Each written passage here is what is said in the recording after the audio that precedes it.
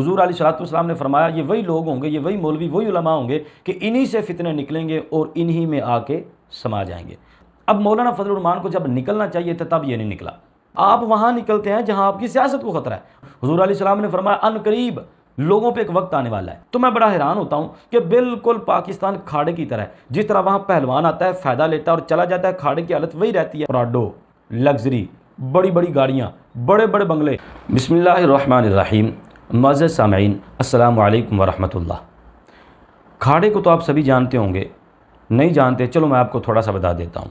खाड़ा, जिसको उर्दू में दंगल कहा जाता है, ये पहलवानों की वो ख़ास जगह होती है जहाँ पहलवान रोज़ाना मशक़ करते हैं, आपस में दंगल खेलते हैं और आपस में ट्रेनिंग करते हैं, आपस में ज़ोर आजमाई करते हैं और आखिर पे ज़मीन के उस ख़ास टुकड़े को भारी भरकम बेलचे के साथ खोदा जाता है, नरम किया जाता है और पहलवान अपने अपने घर चले जाते हैं।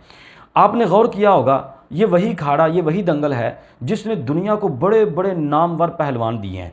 ये वही जगह है कि जहाँ से एक पहलवान तैयार होकर ज़िली लेवल पे मुकाबला करता है, जीत जाता है, फिर सूबाई लेवल पे मुकाबला करता है, जीत जाता है और एक वक्त आता है कि इंटरनेशनल लेवल पे वो काम करता है और उसका नाम पूरी दुनिया जानने लगती है। मैं उसी खाड़े की बात कर रहा हूँ। लेकिन हम उस पहलवान को देखते हैं, उस पहलवान के नाम को देखते हैं, उस पहलवान के पहलवानी के जोहरों को देखते हैं, लेकिन हमने कभी नहीं देखा कि वो पहलवान जिस जगह तैयार हुआ उस जगह को भी देखें।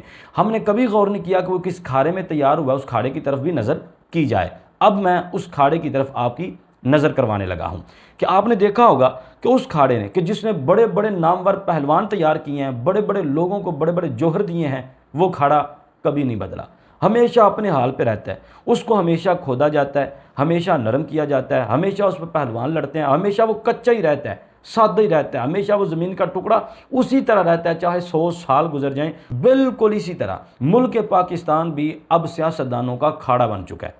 ये आते हैं, इनके पास कुछ नहीं होता, सियासत में छलांग लगाते हैं, 4 दिन इस खाड़े में खेलते हैं, खेलने के बाद प्राडो, लग्जरी, बड़ी बड़ी गाड़ियाँ, बड़े बड़े बंगले इसी खाड़े यानी कि पाकिस्तान से कमाते हैं और निकल जाते हैं। फिर दूसरा आ जाता है, बिल्कुल उसके पास भी कुछ नहीं होता, अचानक सियासत के अंदर आके मुल्क पाकिस्तान यानी कि खाड़े के अंदर छलांग लगाता है, कमाता है, खाता है, लूटता है, उद्यम मचाता है और निकल जाता है। इसके बाद तीसरा आ जाता है। तो ये काम पे दर पे चला हुआ है कि हमारे सियासतदानों ने मुल्क पाकिस्तान को खाड़ा समझा हुआ है। अब आप सोच रहे होंगे मैं खाड़े क्यों कह रहा हूँ, तो मैं आपको दलील देता हूँ। ये चंद दिन पहले जब 9 मई था तो पाकिस्तान तहरीक इंसाफ वाले निकले हुए थे, उन्होंने इस खाड़े के अंदर उद्यम मचाया हुआ था। अब वो घर में जा बैठे हैं, अब दूसरी जमीयत वाले यानी कि मौलाना फजलुर रहमान साहब और उनकी पार्टी और उनकी जमातें, अब ये सारे निकले हुए हैं। अब इन्होंने इस खाड़े के अंदर यानी कि पाकिस्तान के अंदर उद्यम मचाया हुआ है। तो मैं बड़ा हैरान होता हूँ कि बिल्कुल पाकिस्तान खाड़े की तरह है। जिस तरह वहाँ पहलवान आता है, फ़ायदा लेता है और चला जाता है, खाड़े की हालत वही रहती है। बिल्कुल इसी तरह सियासतदान पाकिस्तान के अंदर आते हैं, फ़ायदा लेते हैं, चले जाते हैं, पाकिस्तान का हाल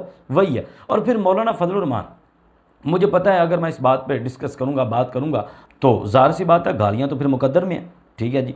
तो अब जिस सियासतदान के ख़िलाफ़ आप बात करेंगे उसके सपोर्टर, उसके फॉलोअर आपको ज़रूर गालियां देंगे और मुझे पता है इस पर हो सकता है मुझे जनाब बेमिसाल गालियां दी जाएँ, लेकिन बात तो बात होती है, करना पड़ती है। अब मौलाना फजलुर रहमान को जब निकलना चाहिए था तब ये नहीं निकला।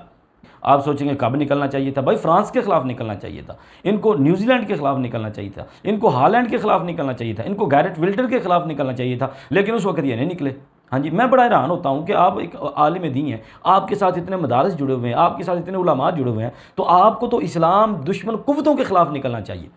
उस वक्त आप नज़र नहीं आते, आप छुपे बैठे होते हैं, घर बैठे होते हैं। मैं कहता हूँ प्रोटेस्ट करना तो बड़ी दूर की बात है, कम से कम आप असम्बली हाल के अंदर बैठे हुए थे उस वक्त, तो कम से कम आपकी जमात को, आपको ये चाहिए था कि असम्बली हाल के अंदर कोई बिल ही पेश कर दिया जाए, कोई करारदाद पेश की जाए और वहाँ से बिल या करारदाद को मंजूर करवा के फ्रांस के ख़िलाफ़ इंटरनेशनल लेवल पर जंग की जाए, लड़ा जाए उनके साथ। लेकिन नहीं, वहाँ जनाब करारदाद पेश करना, बिल पेश करना बड़ी दूर की बात है। आपने तो सरसरी सी बातें करना, तकरीर करना भी पसंद नहीं किया। लेकिन ऐसा क्यों है? ऐसा इसलिए है कि फ्रांस से कौन सा आपकी सियासत को मसला है? कोई भी है, मैं ये इज्तिमाई बात कर रहा हूँ कि फ्रांस के साथ आपकी सियासत का कोई मसला नहीं है, इसलिए आप वहाँ नहीं निकलते। आप वहाँ निकलते हैं जहाँ आपकी सियासत को ख़तरा है। अब आपकी सियासत को ख़तरा था, आपने पूरे मुल्क पाकिस्तान को जनाब खाड़ा बनाया हुआ, उद्यम मचाया हुआ, निकले हुए हैं। तो फिर मुझे वो हदीस पाक याद आ जाती है। चले मैं आपको सुना जाता हूँ कि नबी अलैहिस्सलाम ने फरमाया यूशिकु अन यअतिया अलन-नास ज़मानुन, हुज़ूर अलैहिस्सलाम ने फरमाया अनकरीब लोगों पे एक वक्त आने वाला है। कैसा वक्त आने वाला है कि हुज़ूर अलैहिस्सलाम ने फरमाया ला यबक़ा मिनल इस्लाम इल्ला इस्मुहु, कि उस वक्त इस्लाम बाकी नहीं रह जाएगा, सिर्फ नाम रह जाएगा। ठीक है जी। लोग कहने और कहलवाने को मुसलमान होंगे, बाकी इस्लाम रह नहीं जाएगा। आगे फरमाया वला यबक़ा मिनल कुरान इल्ला रस्मुहु, पीछे कुरान भी नहीं रह जाएगा, बस एक रस्मन रिवाजन, जिस राज मसाजिद के अंदर, मदारिस के अंदर पढ़ा जा रहा है, स्कूलों के अंदर पढ़ा जा रहा है, रस्मन रिवाजन पढ़ा जा रहा है, लेकिन बस उस पर अमल करने वाली बात कोई नहीं। और फिर आगे नबी अलैहिस्सलाम ने फरमाया उलमाउहुम शर्रु मन तहता अदीमिस समा, नबी अलैहिस्सलाम ने फरमाया उस वक़्त के जो उलमा होंगे वो आसमान के नीचे सबसे ज़्यादा बदतरीन मखलूक होंगे। और हुजूर अलैहिस्सलाम ने भला आगे क्या फरमाया, फरमाया मिन इंदिहिम तखरुजुल फितना व फीहिम ताउदु, हुजूर अलैहिस्सलाम ने फरमाया ये वही लोग होंगे, ये वही मौलवी, वही उलमा होंगे कि इन्हीं से फितने निकलेंगे और इन्हीं में आके समा जाएंगे। और मैं अर्ज़ करना चाहता हूँ उलमा से और 2 नंबर पीरों से, इन मौलवियों से, कि खुदा का खौफ खाएं। जब इस्लाम दुश्मन लोग इस्लाम पे हमला करते हैं उस वक्त आप नहीं निकलते, तो जब आपकी सियासत में हमला करते हैं तो आप जनाब बावले हो जाते हैं, पागलों की तरह फिर सड़कों पे आ जाते हैं। ये तो कोई बात ना है। हाँ जी, मुल्क पाकिस्तान को खाड़ा ना बनाएं, दंगल ना बनाएं, जंगल ना बनाएं, मुल्क पाकिस्तान को घर की तरह समझें और इसकी तरक्की के लिए काम करें। अस्सलामु अलैकुम व रहमतुल्लाह।